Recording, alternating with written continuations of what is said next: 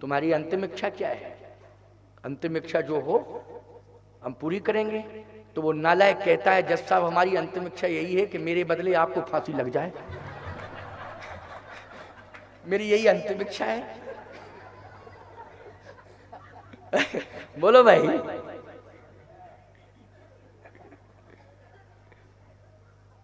ये इतने नालायक हैं राजा, ये पता नहीं अंतिम इच्छा में क्या शर्त रख दे में, इसलिए इन्हें चांस देना नहीं चाहिए, इनसे पूछने की जरूरत नहीं है। बोलो है कि नहीं? और नालायक नहीं है, महानालायक, क्योंकि महागठबंधन महानालायक,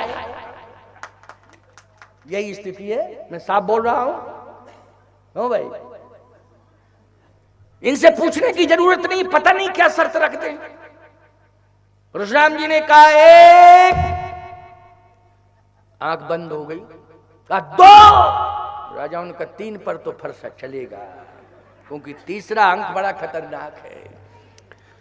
तीन, सन्नपात में आ गए सब। क्यों भाई, आ गए कि नहीं आ गए हैं? अब तो आंख बंद है, लेकिन देखा आपने दृश्य क्या है? दृश्य ये है कि जैसे का तीन, भगवान राम हाथ जोड़ के खड़े हो गए परशुराम जी के सामने। राम जी हाथ जोड़ के खड़े हो गए।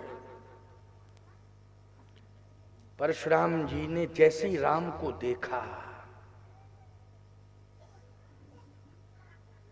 देखते ही रह गए।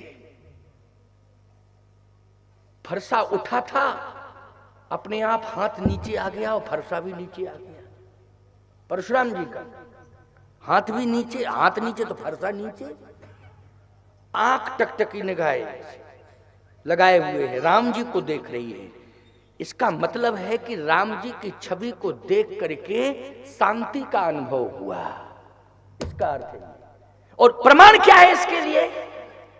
राम ही चितई रहे थक लोचन, रूप अपार मार मदमोचन। इसका मतलब है आंख को शांति मिल रही है। अच्छा बोलो, भगवान का दर्शन जब तुम टकटकी निगाह से करते हो तो आंख को शांति मिलती है कि नहीं मिलती है? मिलती है ना। परशुराम जी को भी शांति मिली साहब।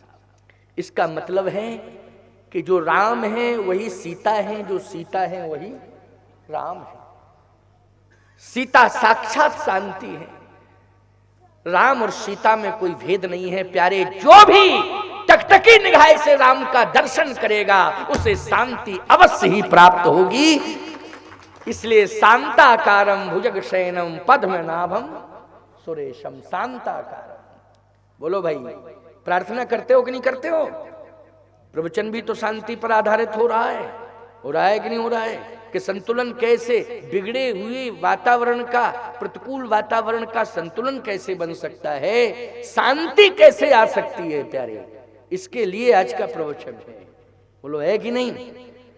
और पहले दिन से ही मैं आया हूं, लगातार इसी पर बोल ही रहा हूं। प्रसंग तो मेरा ये है, कहीं से भी लूं कथा भाग, लेकिन मूल बात यही है। क्यों है कि नहीं? शांति, क्रोध, बोध, श्रम, यही सब बिंदु है मेरे। टकटकी निगाह से देख रहे हैं परशुराम जी। अब ये राजा सोच रहे हैं, क्यों भैया, ना तो हिच हो रही ना खिच हो रही, कुछ पता ही नहीं चल रहा है। अरे फरसा चलता है, जिसके ऊपर चलेगा हिच किच करेगा कि नहीं करेगा? बोलेगा तो ऐसा थोड़ी है कि बोलेगा नहीं। एकदम सन्नाटा छाया हुआ है। मामला क्या है? आंख खोल के तो देखो। और जैसे ही आंख खोल के देखा राजाओं ने, तो हाथ और फरसा नीचे था। परशुराम जी की आंखों में आंसू थे। राजाओं ने लंबी सांस ली, बोले बच गए, बच गए। क्यों? बोले धनुष तोड़ने वाला सामने आ गया, धनुष तोड़ने वाला सामने आ गया, अब तो कन्फर्म बच गए।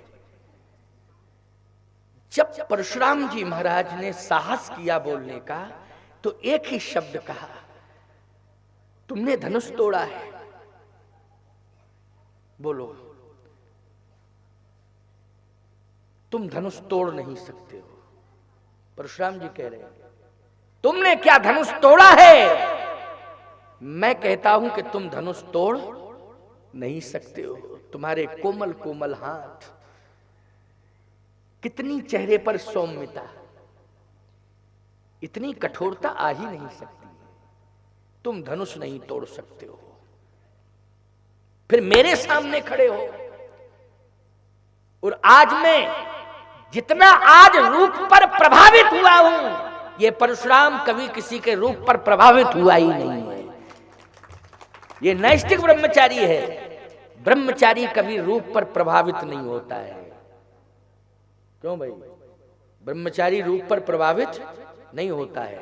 और बाल ब्रह्मचारी हैं कि नहीं परशुराम जी? और आज रूप पर प्रभावित हो गया परशुराम। ये ब्रह्मचारी आज रूप पर प्रभावित हो गया है। मैं नहीं मानता हूं कि तुम सामान्य हो। मैं नहीं मानता हूं कि तुम सामान्य हो। धनुष भी तुम नहीं तोड़ोगे, तोड़ ही नहीं सकते हो। क्योंकि तुम्हारा व्यक्तित्व तो ऐसा लगता है कि तुम्हें जो देख लेता है वो टूटता नहीं है, वो तुमसे जुड़ने का प्रयास करता है। ये तुम्हारा व्यक्तित्व है, ये दिखाई दे रहा है तुम्हें।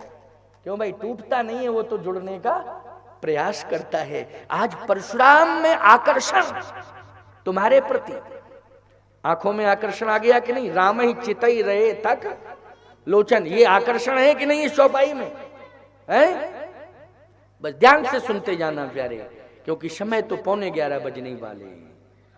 10:40 हो गए, 5 मिनट बाद 11:15 हो जाएंगे और थोड़ी देर में 11 बज जाएंगे। बजने में क्या चाहिए, इतने बजाते रहो। लेकिन यही करते रहेंगे क्या?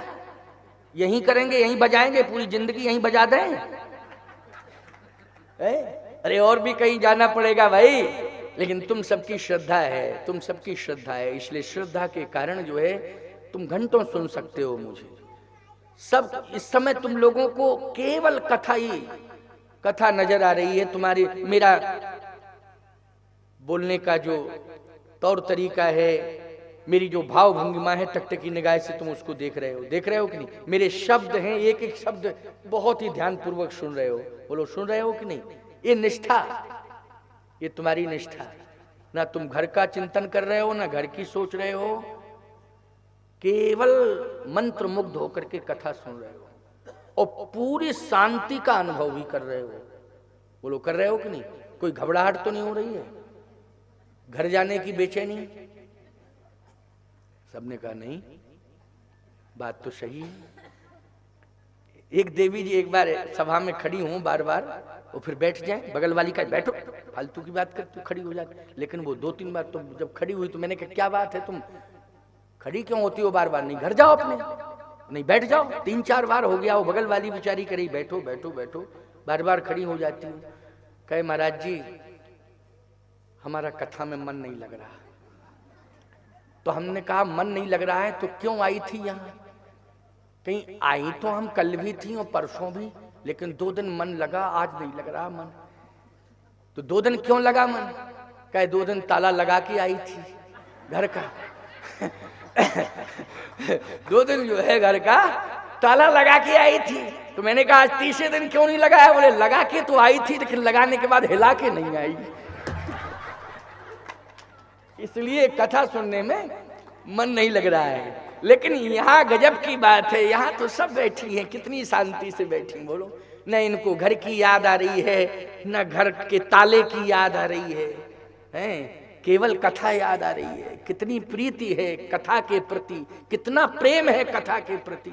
वाह, ऐसा ही प्रेम होना चाहिए, ऐसी श्रद्धा होनी चाहिए। परशुराम जी ने कहा कि ये बताओ तुमने धनुष तोड़ा है क्या? भगवान राम मौन है,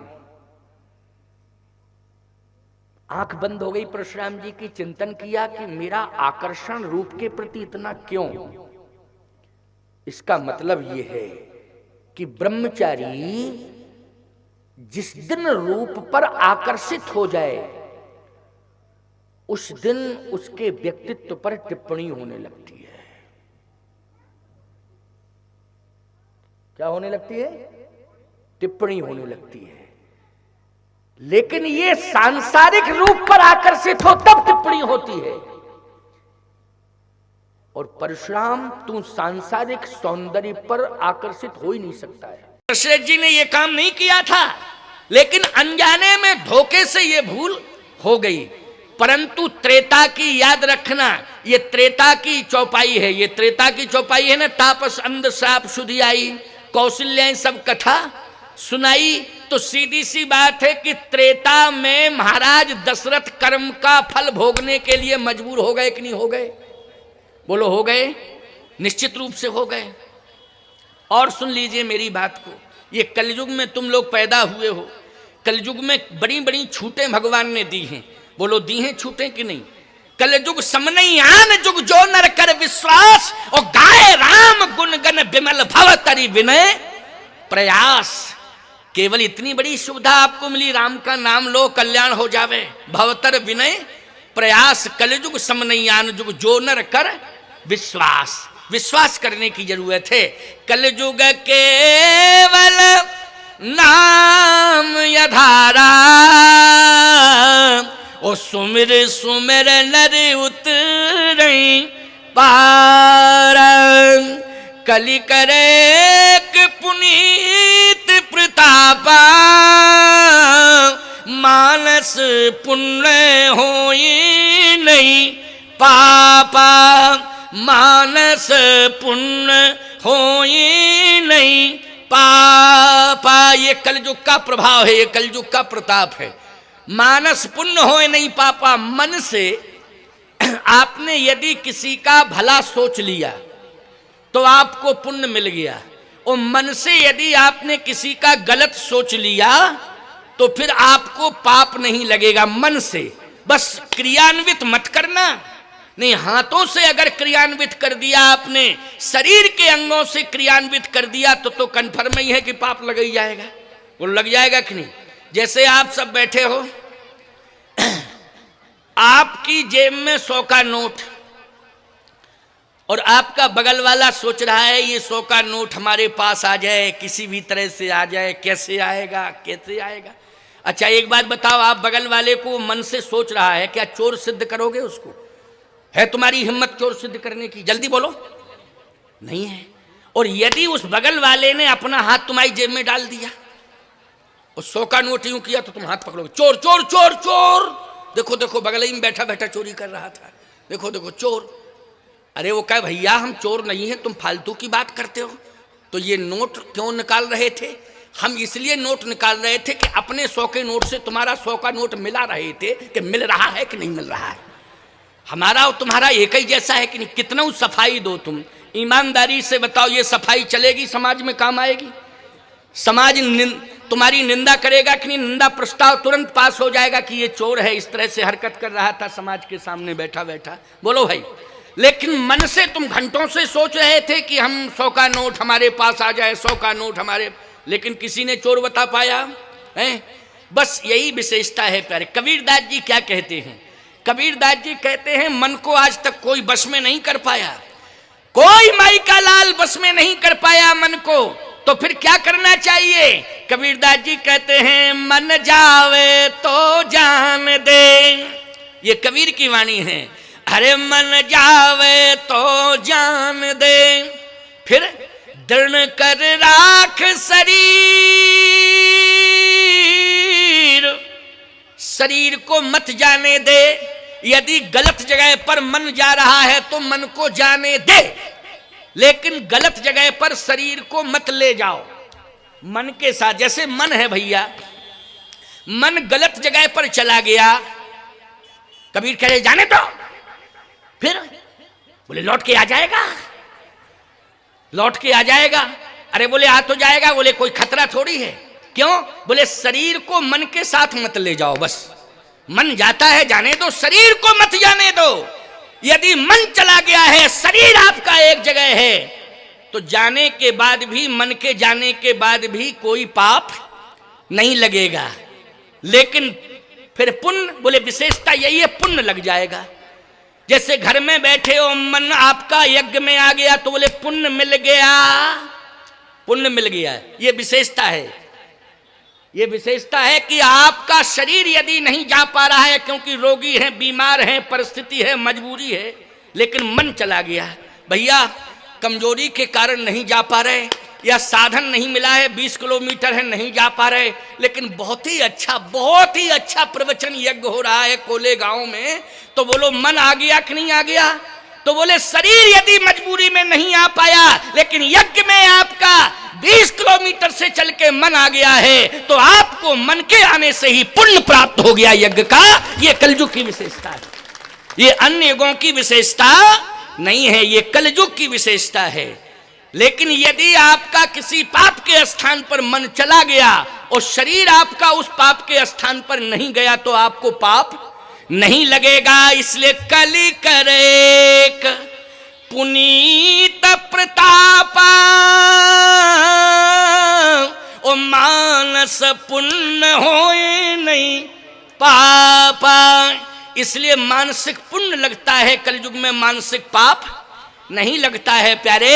इसलिए हम कहते हैं कि मन यदि गलत जगह पर जा रहा है, वहां शरीर को मत ले जाओ, क्योंकि मन जावे तो जान दे दृढ़ कर राख शरीर। ओ उतरी धरी कमान है तो कैसे लागे तीर। जैसे तुम कोले गांव में बैठे हो, मन चला गया कलकत्ता, बोलो चला गया, कह तो जाओ कलकत्ता, न टिकट कटाया, ना धक्के खाए और ना कोई परेशानी, गया और लौट के आ गया। अब मन के साथ शरीर को ले जाओगे तो पैसा भी खर्च होगा, समय भी देना पड़ेगा, टिकट भी कटाना पड़ेगा, धक्के भी खाने पड़ेंगे, और कलकत्ता जाओगे तो 1 हफ्ता टूटेगा, दिन भी 7 लगेंगे, वो लगेंगे कि नहीं। लेकिन मन चला गया कलकत्ता, बोले 7 मिनट भी नहीं लगे, लौट के आ गया। क्या नुकसान हुआ बोलो जल्दी। इसलिए शरीर को, कबीर की वाणी है ये, तुलसी और कबीर की वाणी बड़ी महत्वपूर्ण वाणी है, साधारण नहीं है, समझ रहे हो कि नहीं। ये साधारण वाणी नहीं है, महत्वपूर्ण वाणी है। कबीर दास जी ने तो एक बात बहुत महत्वपूर्ण कही प्यारे, कबीर की वाणी भी अपने आप में बहुत ही महत्वपूर्ण है। कबीर कहते हैं कि ऐ संसार के मानवो, तुम्हें इस बात का भान होना चाहिए कि तुम इस जगत में आए हो, तो इस जगत में आकर के तुम मालकाना हक मत जताओ। फिर कह ये तुम्हारी संपत्ति नहीं है, तुम तो केवल मुसाफिर हो, यात्री हो। ये जगत रूपी धर्मशाला में आए हो दिन 2 दिन 4 दिन 40 दिन के लिए। क्यों भाई? अच्छा, मुसाफिर जब धर्मशाला में आता है तो बोलो उसका कब्जा हो जाता है क्या? जल्दी बोलो। दिन 2 दिन 4 दिन 40 दिन, क्यों भैया? यही नियम रहता है कि नहीं? फिर उसे जाना पड़ता है कि नहीं? तो कबीर कहते हैं कि ऐ संसार के मानवो, तुम जगत में आ रहे हो, ये तुम्हारे लिए धर्मशाला है, इसको तुम इस पर मालकाना हक जमाना नहीं। ये मालकाना हक जमाओगे तो तुम्हारी अज्ञानता होगी। तो तुलसीदास जी बोले फिर हम भी कुछ कह दें। हाँ बोलो बोलो तुलसी, बोलो बोलो। कबीर ने कहा बोलो तुलसी। तो तुलसीदास जी बोले सुनो हमारी बात, संपत्ति सब रघुपति के आही। तुलसीदास जी बोल पड़े संपत्ति सब रघुपति के आही। ये संपत्ति किसकी है? भगवान की है। तो ये जगत रूपी धर्मशाला भगवान की है, बोलो है भगवान की कि नहीं? लेकिन तुम मुसाफिर बन करके आए हो तो इसमें रुक जाओ, लेकिन इस पर मालकाना हक मत जताना। कबीर ने फिर स्पष्टीकरण दिया, इस सराय के बीच मुसाफिर, कबीर कह रहे हैं, कबीर ये ध्यान से सुनना, इस सराय, सराय मानी धर्मशाला, सराय मानी क्या है? धर्मशाला। थोड़ा समझ लिया करो, बहुत पुराने लोग बैठे हैं वो सराय भी समझते होंगे हैं, और धर्मशाला में तो सभी समझते होंगे हैं, समझते होंगे कि नहीं? ओ होटल में तो टोटल समझते हैं, होटल में तो टोटल ही समझते। क्यों समझते कि नहीं समझते? क्योंकि आज की भाषा धर्मशाला नहीं रह गई है, इंग्लिश मीडियम जमाने में होटल, क्यों होटल, होटल मानी टोटल, सब समझते हैं होटल। तो याद रखना होटल में 2 4 10 दिन ही रुका जा सकता है, एक नहीं रुका जा सकता है। इसलिए कबीर कह रहे हैं इस सराय के बीच मुसाफिर, इस सराय के बीच मुसाफिर, क्या क्या तमाशा हो रहा, कोई समेटत बिस्तरा, कोई बिछा कर सो रहा, कोई समेटत बिस्तरा कोई बिछा कर सो रहा। बोलो इस जगत में जो आया है यही देखने को नजारा मिल रहा है कि नहीं मिल रहा है? किसी के घर में सहनाई बज रही है, याद रखना, किसी के घर में बच्चे का जन्म हुआ है तो वहां बाजे बज रहे हैं, किलकारियां सुनाई दे रही हैं, और किसी के घर में रुदन सुनाई दे रहा है। किसका रुदन सुनाई दे रहा है? बोले आज ये हमारे घर का व्यक्ति दुनिया से चला गया, इसलिए सब उसके पीछे राम राम सत्य है, सत्य बोलो मुक्त है, राम नाम सत्य है, यह बोल करके लोग जा रहे हैं। प्यारे एक ही गांव है, एक घर में जन्म हुआ है तो दूसरे घर में मरण हुआ है।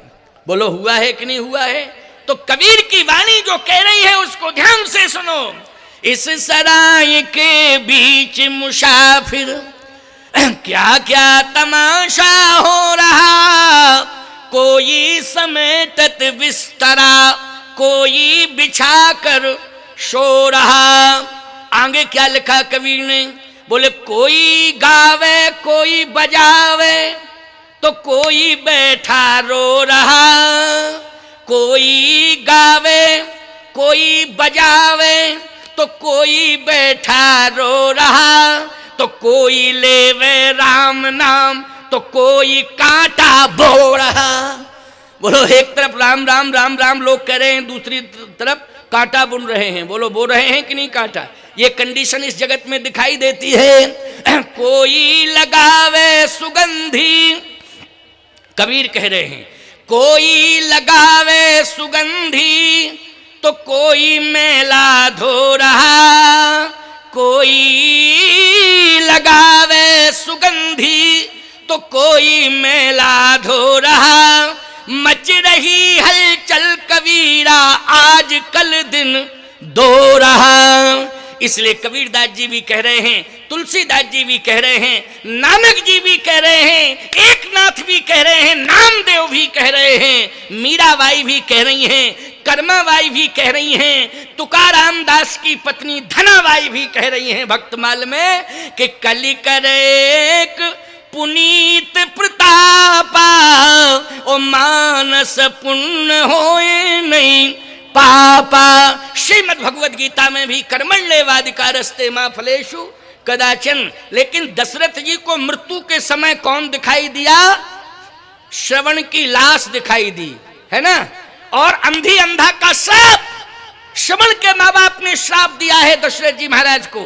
क्या कहा है? दशरथ, जिस तरह से पुत्र के वियोग में हम प्राण त्याग रहे हैं, वैसे ही दशरथ तुम भी पुत्र के वियोग में तड़प तड़प करके प्राण त्यागोगे। बोलो ये कर्म जो है मरते समय रोने के लिए विवश कर रहा है कि नहीं कर रहा है? ये कथा को तुम सही मानते हो कि नहीं मानते हो? श्रवण कुमार वाली कथा को? हाँ, सब कह रहे हैं महाराज हम बिल्कुल मानते हैं, श्रवण कुमार की कथा सही है ही। और श्रवण कुमार की कथा ही सही नहीं है प्यारे। आज भी कोई आदर्शवादी पुत्र होता है तो उसे जो माता पिता की सेवा करता है तो पूरा गांव नहीं क्षेत्र कहता है श्रवण कुमार है। क्यों भाई, कहता है कि नहीं? क्या श्रवण कुमार है ये? एक गांव में एक लड़के को पूरा गांव कहे श्रवण कुमार, तो एक लड़का चिढ़ने लगा, नाराज होने लगा। बोले तुम्हारा नाम श्रवण कुमार है नहीं, तुम्हारा नाम तो और कुछ है, तुम्हारा नाम धन सिंह है, लेकिन तुम श्रवण कुमार। उसने कहा भैया हम श्रवण कुमार थोड़ी कहते हैं, गांव वालों से जाके कहो कि गांव वाले पूरे श्रवण कुमार कहते। अब उसने डंडा लेकर के गांव में राउंड देना शुरू किया। बोले एक बात बताओ, धन सिंह को श्रवण कुमार क्यों कहते हो? धन सिंह को श्रवण कुमार क्यों कहते हो? धन सिंह को श्रवण कुमार क्यों कहते हो? गांव वाले बोले वो माता पिता की सेवा करता है, जो माता पिता की सेवा करता है वो बालक श्रवण कुमार होता है। बेवकूफी का परिचय मत दो, ये लाठी फाटी डंडा ले जाओ अपना एक तरफ। अगर तुम भी माता पिता की सेवा करने लगो तुम श्रवण कुमार बन जाओगे, उसमें क्या दिक्कत की बात है? हम पूरे गांव के लोग कल से तुमको श्रवण कुमार कहेंगे। उसने कहा ठीक है। अब 2 दिन 3 दिन 4 दिन हो गए लेकिन किसी ने उससे श्रवण कुमार नहीं कहा। धन सिंह को सब कहे श्रवण कुमार। फिर उसने लाठी उठाई, पूरे घर घर में गया। बोले एक बात बताओ, आप लोगों ने कहा था कि श्रवण कुमार कहेंगे, आज तक कोई गांव के लोगों ने हमको श्रवण कुमार नहीं कहा। अरे ये कहा था माता पिता की सेवा करो तब तुम श्रवण कुमार बन पाओगे।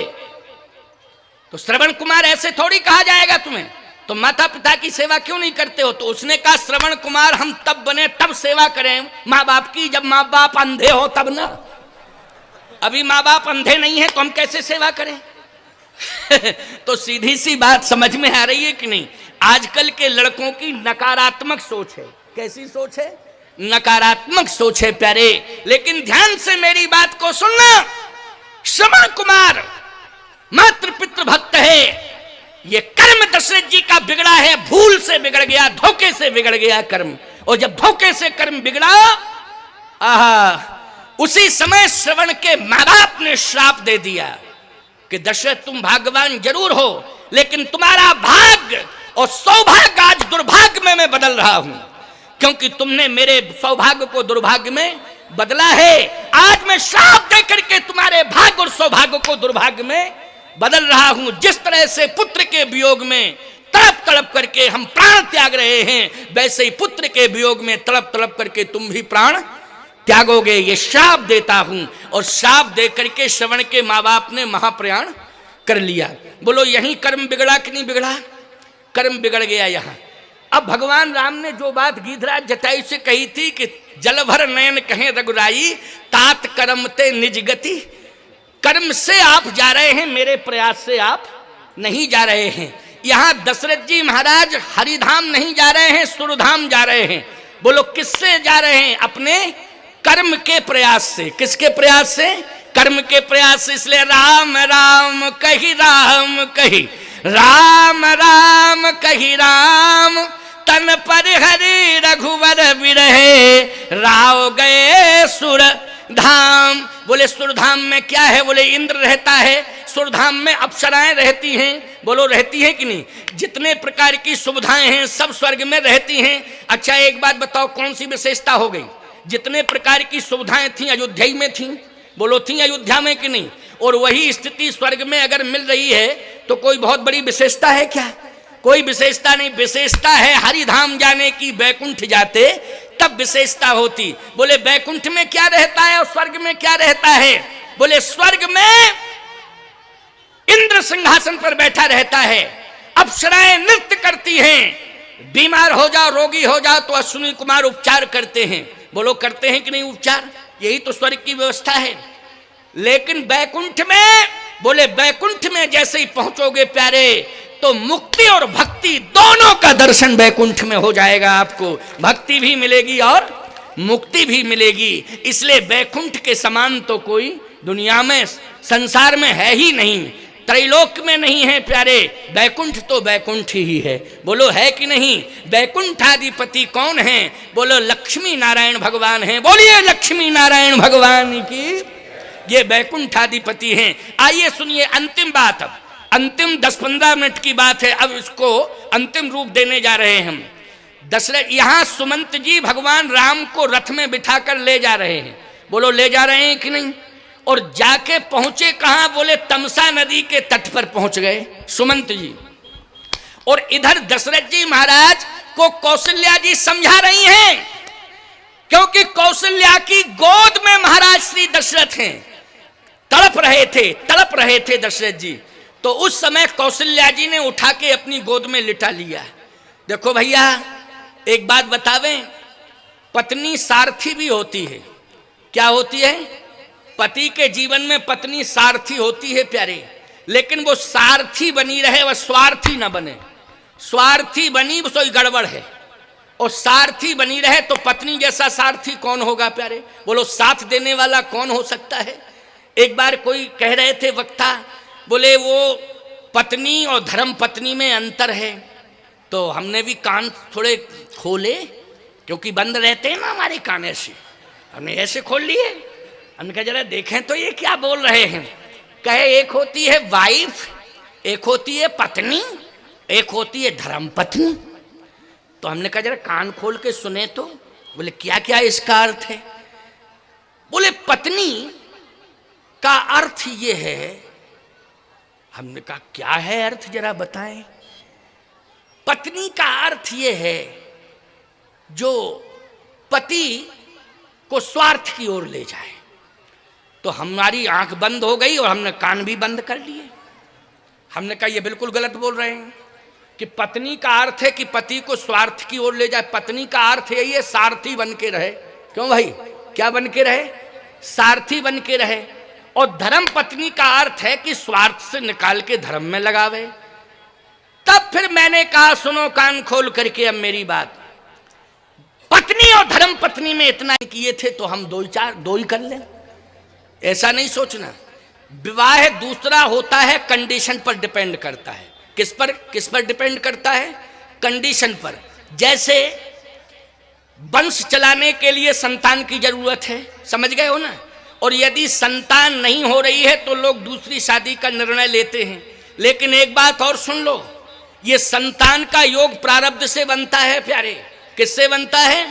प्रारब्ध से बनता है। यदि प्रारब्ध होगा तो संतान मिलेगी, और आपको महाराज प्रारब्ध ना हुआ तो फिर याद रखना किसी संत महापुरुष की कृपा हो जाए आशीर्वाद के रूप में तो संतान का योग बन जाता है। दशरथ जी कहते हैं कि ये हमारे प्रारब्ध से संतान का योग नहीं बना, क्योंकि कौशल्या तेरे साथ विवाह किया संतान नहीं हुई, सुमित्रा के साथ विवाह हुआ संतान नहीं हुई थी, कैकेयी के साथ विवाह किया संतान नहीं हुई थी। इसका मतलब 3 विवाह करने के बाद भी संतान का योग नहीं बना। फिर महाराज ये संतान का योग कैसे बना? कह श्रवण कुमार के माँ बाप के कारण बना। सुन लो भाई, देखो ये दशरथ जी सुना रहे हैं, ये किसके द्वारा बना? श्रवण कुमार के माँ बाप के द्वारा। मैंने आपको एक बात बताई नहीं, या तो प्रारब्ध अनुसार संतान योग बनता है, या फिर किसी संत महापुरुष का आशीर्वाद और कृपा में हो जाए तो प्रारब्ध का योग बनता है। तो कहे महाराज आप तो कह रहे श्राप दिया, श्रवण कुमार के माँ बाप ने आपको श्राप दिया, लेकिन श्राप होता है, वरदान होता है। आप श्राप को क्या मानते हैं? कहा वरदान। श्राप को मानते हैं वरदान। श्रवण कुमार के माँ बाप का श्राप मेरे लिए वरदान बन गया है। कैसे वरदान बन गया है महाराज? अब देखो कौशल्या जी पूछ रही हैं, दशरथ जी बता रहे हैं, सुना रहे हैं, अब तुम सुनते जाओ। कह जैसे ही धोखे से मैंने श्रवण के बाण दिया तो श्रवण राम राम राम राम राम राम कहते हुए सरजू के किनारे लेट गया। राम, जैसे ही राम शब्द निकला, देखो ये राम शब्द अनादि शब्द है। ये मत मानना कि राम शब्द केवल दशरथ जी के पुत्र राम के बाद ही, ये अनादि शब्द है। राम बोलो है कि नहीं? ये अनादि शब्द है, राम राम राम। इसलिए इसको ऐसा मत मानना कि ये तो वशिष्ठ जी महाराज ने, जैसे तुम्हारे बेटे का नाम राम कुमार हो जाए है तो तुम यही कहोगे कि हमारे बेटे का नाम जब से राम कुमार हुआ तभी से सब राम राम कहना शुरू कर दिए, यही मानोगे क्या? तभी से सब राम राम कहना शुरू कर दिए? ऐसा नहीं है, ये अनादि शब्द है राम। इसलिए ब्रह्म राम ते नाम बड़ बरदायक बर दान। इसलिए ध्यान से सुनना, बहुत महत्वपूर्ण बात है। दशरथ जी ने कहा कौशल्या आप सुनो।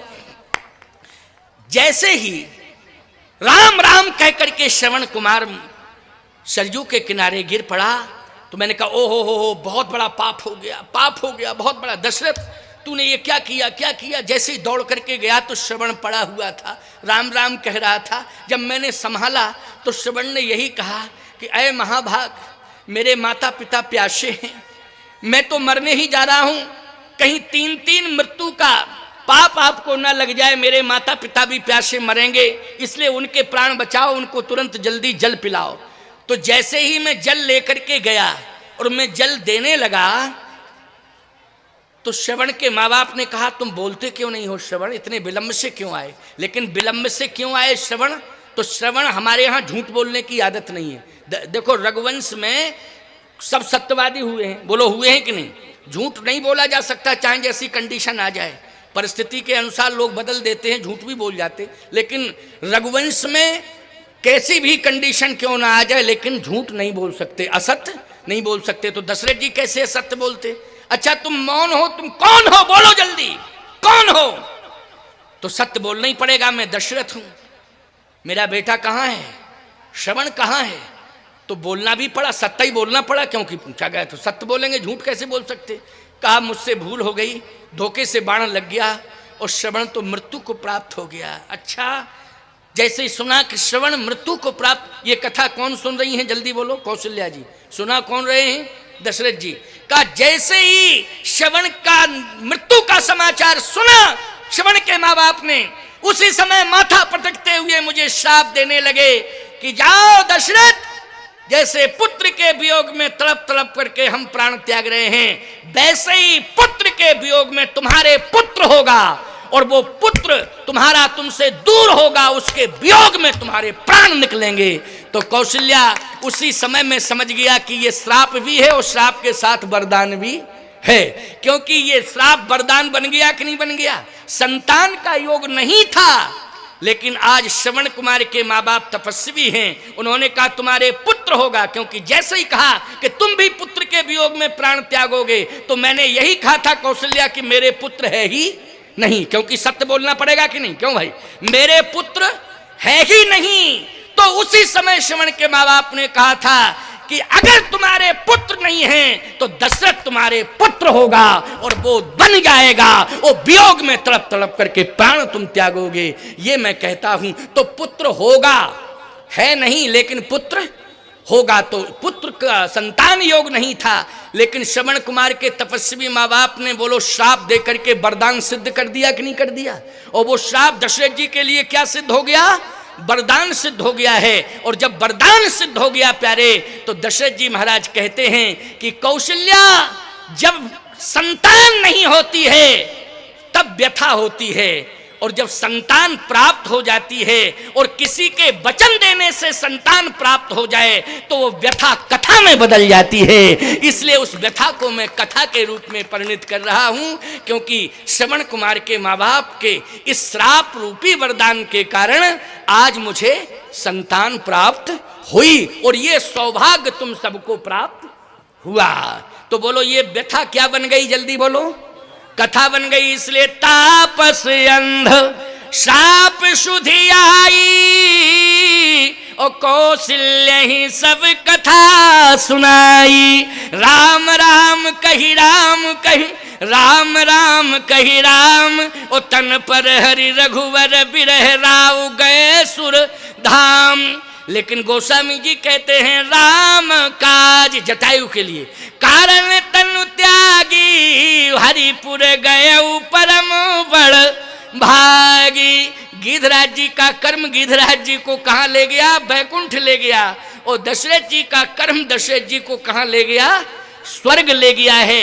अब आगे की चर्चा हम कल करेंगे, आज इतना ही। अभी 2 बार कीर्तन कर लो, सभी लोग यथा स्थान ही बैठे रहेंगे, कोई भी अपनी जगह से नहीं उठेगा। अभी बैठे रहो, सभी लोग अपने यथा स्थान ही बैठे रहेंगे। हाँ बैठेंगे बैठेंगे, तुम्हारी बात से ज्यादा हमारी मानेंगे वो सब बैठेंगे सब बैठेंगे सब बैठेंगे, सब कीर्तन करेंगे, कीर्तन करने के बाद ही सब जाएंगे।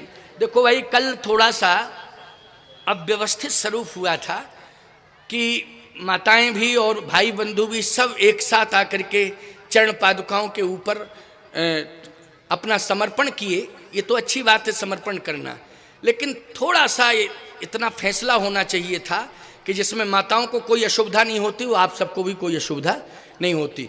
तो ये चौकी है वहीं पड़ी रहेगी, उसको थोड़ा सा और आगे कर देना।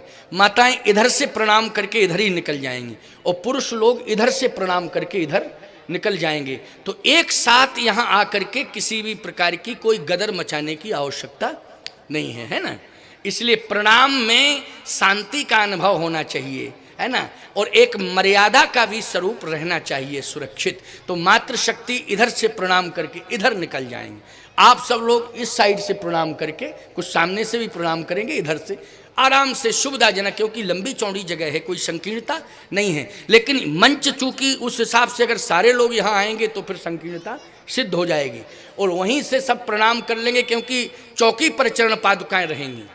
ये तो ये YouTube तो अभी रखा हुआ है, ये थोड़ी रखा रहेगा, क्या करेगा ये, जब प्रवचन के बाद भी रखा रहेगा, ये क्या है, इसको तो हटाना ही पड़ेगा, है ना। इसलिए ये जो कैमरा लगा हुआ है, ये कैमरे को थोड़ा सा इधर उधर कर दिया जाएगा। ये YouTube चैनल की व्यवस्था है, ये कैमरे आपकी सुविधा के लिए लगाए गए हैं, आप सबके इस कार्यक्रम का प्रसारण दूर दूर तक हो, इसके लिए ये व्यवस्था की गई है। इसलिए कैमरे हटा दिए जाएंगे, और ये तखत चौकी जो पड़ी हुई है, इस चौकी पर पादुकाएं रखी जाएंगी, अपनी अपनी मर्यादा में सब प्रणाम करके जाएंगे। ये व्यवस्था मैंने आपको बता दी है। अब 2 बार कीर्तन करो, कीर्तन करने के बाद में फिर जो है